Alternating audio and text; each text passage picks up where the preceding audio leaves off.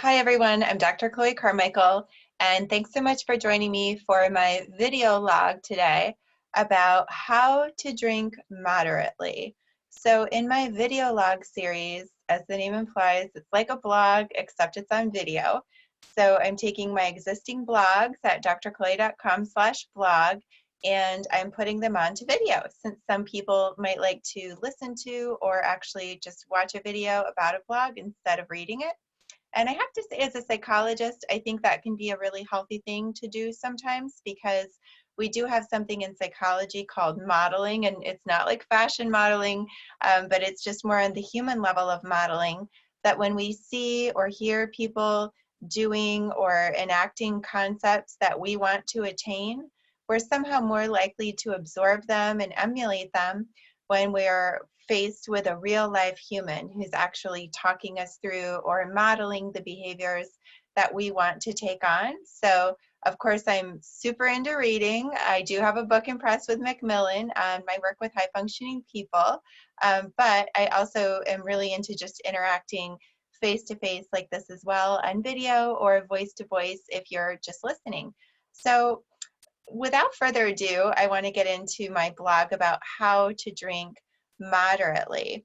And I want to also say that right now we're actually in COVID. We're in the COVID pandemic. So some of the things that I talk about in my blog, like, being out at a bar, out at a restaurant, I know sadly are not happening for us right now.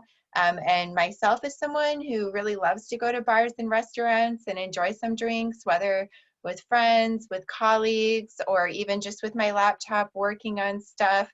I just want to say that I know it's really hard for many of us. At the same time, for those of us who are in quarantine and who are at home, I know that the lines about when it is and is not appropriate to drink can also get a little bit blurred, right? Because a lot of our normal social barriers about, people seeing what we're drinking or pouring ourselves a drink or people smelling alcohol in us, all of those lines are blurred right now. So if you are, out there and you're thinking about, your drinking habits, whether now during COVID or maybe you're watching this later, the first thing I just want to say is cheers to you, no pun intended, for really being willing to think about this issue and to talk about it. I work with high functioning people, and a lot of high functioning people, in my experience, actually really like to drink because we have a very active brain, a very active executive lobe, and the alcohol just kind of helps us to slow it down a little bit. And so that can be very helpful for us. At the same time, high functioning people sometimes really are hesitant to, be labeled as having a problem or something like that. And so for a lot of us, we don't want to talk about any issues or concerns about drinking because we don't want to be labeled as an alcoholic or make it seem as if we have, like, quote, a problem with alcohol. And ironically, that reluctance to talk about it prevents us from really thinking about it and optimizing our relationship with alcohol to be the way that we really want it to be. So the goal of, my blog about this, and I have a little system that I'm going to share with you about how to drink mindfully. The goal is to find what I call your drinking sweet spot, and that's going to be the number of drinks that actually just really makes you feel best. Now, I'm not a medical doctor, and I'm a clinical psychologist. So I have a PhD in clinical psychology. And I'm certainly licensed to work with people around issues with alcohol, but that's not what this video blog is all about. Of course, this video blog is not therapy. It's not a replacement for therapy or anything like that. It's just me as a psychologist and a former yoga teacher who really likes mindfulness, really likes psychology, and who really likes alcohol too, to be able to have a conversation around how high functioning people can think about alcohol in a way that's really going to maximize our pleasure. Okay, so, and I say maximize our pleasure because I know for many of us, once we've had a few drinks, we just have a tendency to think, well, I've had a hard day, so I think I'm really going to indulge myself and have a little bit more, without realizing that in fact we're actually starting to decrease our pleasure at a certain point, that there's a what alcohol addictions, people call it the diminishing point of returns, where after a certain point that alcohol is actually not even continuing to make you feel better. It's slowing you down in a way that doesn't feel pleasant. It's going to have a cost the next day if you have a hangover, and it's not even really contributing necessarily to an enhanced experience during the time that you're having it. You're actually sometimes just going a little bit overboard. So the point of the exercise here is to determine what is really your drinking sweet spot. What's the place where alcohol is really going to give you the most maximal pleasure, and then learn how to stay in that pleasure zone. So that is the goal here. So I'm going to read the blog now, but like I said, I'm going to be talking about going out for drinks, even though hopefully by the time you're watching this, you will be going out for drinks. But those of us in pandemic right now cannot go out for drinks. So New York City is a city that loves to drink. We meet friends for happy hours. We eat at business dinners where a sommelier serves amazing wine. We go to trendy lounges that serve artisanal cocktails. We attend networking events with open bars, and many of us love a nice quiet drink with a delicious meal at a lively restaurant bar. The beauty of it is that for many of us, all this drinking actually leads to great things. Successful business dinners, mingling with new and interesting people, a sense of relaxation that happens effortlessly as alcohol immediately creates a mild euphoria that opens us up, makes us laugh more, and shuts off that incessant internal monologue that many high-functioning people just have. They have a high need for cognition, and their wheels are always spinning. Alcohol has clear benefits for many of us, both personally and professionally. With all this drinking, we could probably benefit from some tips from mindfulness to enjoy moderate drinking even more. The benefits of alcohol lead many of us to drink so often that it can become habitual. There's nothing inherently wrong with drinking habitually, but many clients who come to my office indicate that they would prefer to be in control of their habit rather than feel as if the habit is taking on an inertia of its own. It's very important to note that this is different from alcoholism or addiction to alcohol.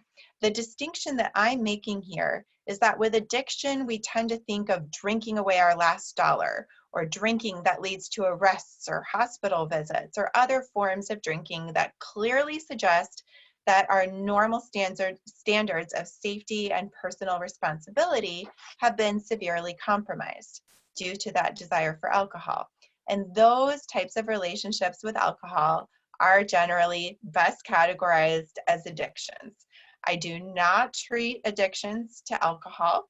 My practice is limited to situations where a person's alcohol use is perfectly safe and more habit-based than addiction-based.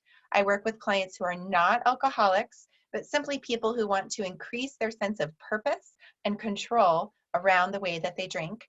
Here is how many people in my practice and myself have successfully accomplished this using mindfulness with drinking. So I'm borrowing from that mindfulness literature, being a former yoga teacher, for moderate drinking enjoyment. And let's see, it is I'm going to count how many steps. It's a 3-step plan of 3 steps, and then I talk a little bit about what to do once you've done the steps. So step 1 is decide to build your awareness. Commit to observe your drinking without trying to change your habits, at least at first. Before we can really try to change something, it's often helpful to just observe it. This helps us to set realistic goals and to understand our drinking patterns and triggers more fully than we might if we paid attention to alcohol only to drink it or only to control it. The idea here is different. It's to pay attention to your drinking and study it from a neutral, information gathering, curiosity-based mindset before you attempt any efforts to change it. Once you've made a commitment to observe your drinking, here's a way to do it. Step 2, define your observation field. Mindfulness meditation often involves choosing something to observe and then observing it for a set period of time. This builds our observation and awareness skills, and predefining the time for observation frees us to delve into the observations without second guessing ourselves with questions like, should I stop yet? How long have I been observing this? I wonder how much longer I should keep observing it. When we decide in advance how long we're going to observe something, then again, it really frees us to just focus on observing it for that set period of time. We can apply this insight from mindfulness meditation to facilitate drinking observations in the following manner. For a predetermined amount of time, for example, it could be 2 weeks, it could be 2 days, whatever feels best for you, commit to observe your drinking in a neutral manner by noting down your drink counts on paper. Your goal here is to tabulate your drinking without attempting to change it. This is actually more difficult than it sounds for many people, so be gentle with yourself if you struggle with this step. Remember, the more familiar that you are with basic information about your drinking, the more capable you are of observing it, the easier it will be for you to make whatever changes you desire. Step 3, document your observations. Try to complete a log each day. And in my blog, it actually says try to complete the log below each day, but there's no space for that here. So I'll just tell you it's a log with 4 columns. The first one is the date. The second is whether or not you're making a same day entry or if you're recording retroactively. And the third is the count, the number of drinks that you had. And then the fourth is, are you estimating the count or did you actually count? And you can put an E for estimate or a C for count. So again, those 4 columns in your log are the date, noting down yes or no, whether it's a same day entry. Third is the count of drinks. And fourth is whether or not you're estimating or if it's an actual count. Okay, so back to step 3 here, documenting your observations. Try to complete that log every day, making 1 entry per day. If you forget or decline to make a same day entry but still want to note the information later, just put no in the same day entry column to indicate that you're making a retroactive log. Don't judge yourself if you forget or decline to make a same day entry.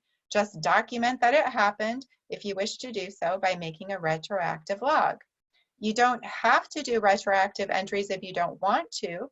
You can simply resume your log with your current day and let your log reflect that there are some missing days. Or if you wish, you can make retroactive entries and simply indicate no, the way I just described.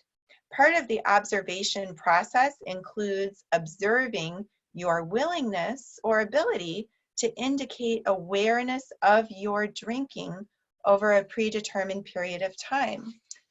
Many people find that a 2-week period of time is a good length of time for an observation period, but you can choose whatever works best for you, obviously. So those are the 3 steps, is to decide to observe, and to document your observations. Now, here's what to do with your observations. At the end of your observation period, you'll not only have logged observations of your drink counts, you'll also be observing your overall drinking observation skills and patterns. We call this meta-awareness in psychology. Ooh, sorry, I just got a little bit of feedback there suddenly. We call this meta-awareness in psychology. Meta-awareness is a form of mindfulness. If you notice that you skipped a lot of days, for example, then you can become curious and try to understand why you're skipping. Is it because you simply forgot and would benefit from a reminder in your calendar? Or maybe this means that a part of you doesn't like the idea of observing drink counts. Or maybe there's some other reason that you tend to skip. The idea is to replace any forms of judgment with curiosity so that this becomes an exercise in self-compassion and self-observation rather than self-flagellation. Self-flagellation, in case you didn't know, is when you're basically beating yourself up. I go like this because it's a term from the Middle Ages. I guess that old priests used to like literally flagellate or slap themselves with with whips and things like that to try to kind of beat the devil out of themselves. So we definitely want to stay away from self-flagellation and really just increase more our form of self-curiosity, self-observation, and compassion. We're just trying to observe. We can't really ever make progress if we don't allow ourselves to observe in the first place. There are no wrong answers, only observations that help you get to know yourself better. Caveat, as stated at the beginning, this is only true if you're someone for whom alcohol does not lead to dangerous behavior. If alcohol is dangerous for you, but you can't quit, then please see an addiction specialist. The goal here is to sharpen your observation skills regarding drinking so that hopefully you'll be able to enter more C's than E's in the last column, documenting whether you're estimating or counting your drinks that day. But if you find that your log shows nearly all E's, like you're not really counting your drinks every day, you're just ballparking it, then that's actually good information, not only as an estimate of your drinks, but also as information about your current observation skills or style. Become curious about why you tend to estimate rather than count. If it's because counting feels boring, remember that this is just an observation period that doesn't have to last forever. And while counting may not seem entertaining, it is in service of some broader insights that could become actually rather interesting to you. If you think that you might be estimating to avoid actually counting because you feel ashamed or regretful about the number, try to be accurate anyway and congratulate yourself for increasing your awareness at all. Remember to suspend judgment during the counting phase. Be proud of yourself for being bold enough to note the real numbers, or at least real estimates. If facing the real numbers is too daunting, that's good information for you to know as well. The idea here is just to document your observations as well as your willingness and ability to make observations. Now, the good stuff, your drinking sweet spot. Once you have enough data, you can identify a magic number of your ideal number of drinks or your drinking sweet spot. Your ideal number of drinks for our purposes here is the number of drinks that brings you the most pleasure. Many people find that the first 2 to 3 drinks brings a great deal of pleasure, while the 4th and 5th or 6th or 7th drinks seem like they'll bring pleasure, but are actually just bringing hangovers or regret. If you're reading this blog or watching this video log, chances are that you've had some sort of experience with hangovers, oversharing, extra belly fat, or other features of drinking that you would rather skip. The good news is that you can keep the pleasurable parts of drinking and nix the negatives by simply stopping at your magic number. Of course, this is easier said than done. If you leave it to your buzzed self to decide the magic number in the moment and pressure yourself to make it up as you go along while you're already drinking, then it will be much harder for you to find the sweet spot than if you track some observations to locate your magic number in a more logical manner and then do your buzzed self a favor by learning to stick with that number. By learning to stick with that number, your buzzed self will actually have more fun and thank you later, since it no longer has to do on-the-spot thinking about how much to drink. Your buzzed self can just relax and know that it's drinking exactly the right amount and have a great time. Many people find that through observation, they discover that they frequently drink 1 or 2 drinks more than what is actually even their pleasure point. By reframing your drinking target as a magic number that's about your pleasure rather than a limit, many people find that they're able to embrace alcohol moderation as a friend rather than as a foe. What it is also helpful to us about identifying our magic number and learning to stick with it is that we avoid that kind of creep that can otherwise happen over the years, where you might find, many of us may have said like, oh yeah, in my early 20s, I drank a lot. And then, maybe around the time I, got in my late 20s or 30, I started to kind of, the number went way down. But then what tends to happen is that every year there's maybe one little extra drink that they keep having a little bit more. And year by year, they're just increasing their tolerance. But they're actually not getting any better buzz or anything else. They're just slowly increasing their tolerance over time. So another benefit to choosing your magic number and learning how to stick with it is that you'll avoid that kind of, multi-decade creep that can happen in other situations. So I just want to go ahead now and read the conclusion, and then we'll wrap up here for today. Many people find that having a reference point of how much they wish to drink is very helpful, since by definition, if we just make it up as we go along and just drink however much feels right, then we almost always end up drinking more than we want over the years. This is because we develop a tolerance, and because once we've had a few drinks, it becomes difficult to gauge how much more we really want to drink versus how much we're just operating in a buzzed, more is more type of a mindset that can trick us into drinking more alcohol than is optimally pleasurable. And the goal here again is to optimize our pleasure. The first step to determining your magic number and then ultimately having drinking habits that support your magic number is to observe how much you are drinking without judgment. I hope that you will find that this approach works for you. Bottoms up and cheers to you.